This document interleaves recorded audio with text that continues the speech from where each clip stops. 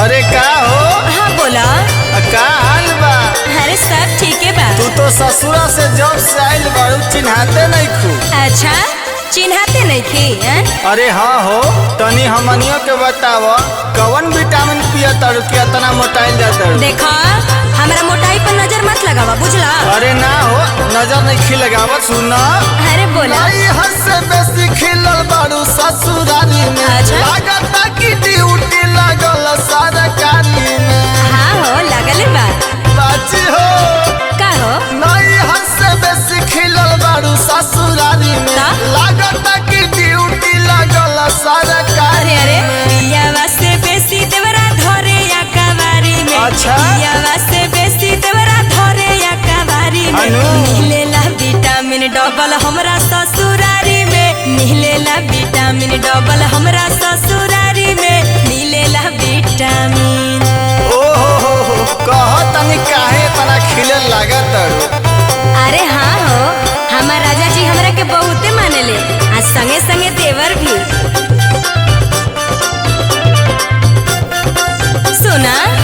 हाँ तो बोल। अरे घर भर के ये कही दुलारी हम पतोहिया।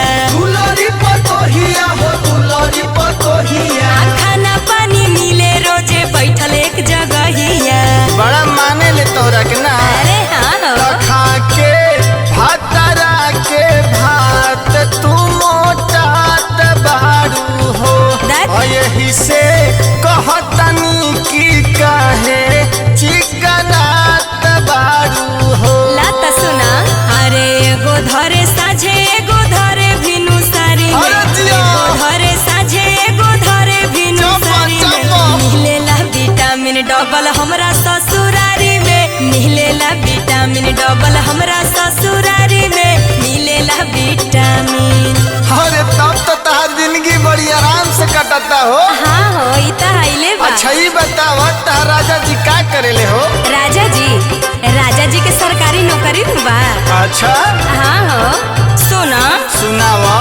पिया सरबिसिया मोर देवारा किसान रे।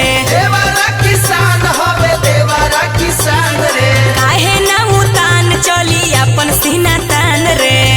बाची हो बोला बोला। तक के गुलशन से शादी ता? बड़ा खुश लागेलू। हाँ। आ देखी के कहेला बबनवा लेमन चूस लागेलू।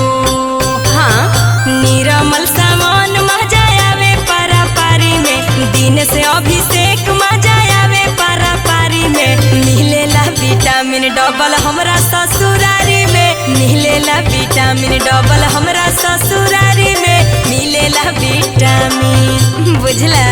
बात के बुझे के बा आ चीज के चिन्हे के बा। जा झार के। अच्छा।